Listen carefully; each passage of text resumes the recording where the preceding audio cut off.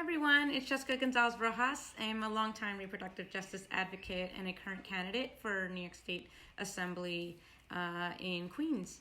And my Sustaining Communities action is to call upon the governor of New York to dramatically reduce the population of people who are held in New York's jails, prisons, and detention centers, particularly while we're dealing with this public health crisis in the state and across the country.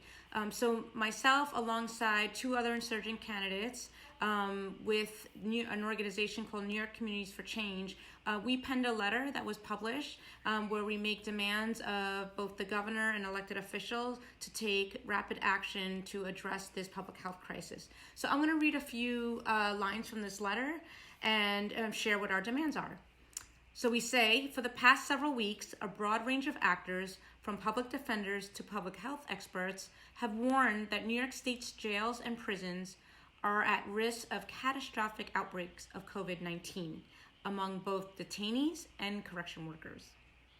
Under typical conditions, corrections facilities are already breeding grounds for infectious disease.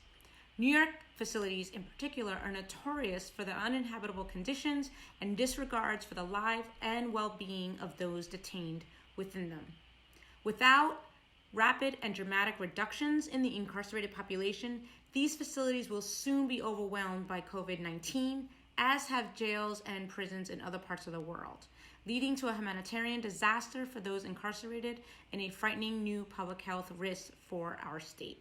And this is not just a New York issue, this is an issue across the country. And think about it, in a moment where we're asking people to socially distance and stay 6 feet apart from one another, we're not thinking about those who are currently incarcerated in our jails, prisons, and detention centers that do not have the luxury of being 6 feet apart from each other. These are cramped spaces where they're practically on top of each other.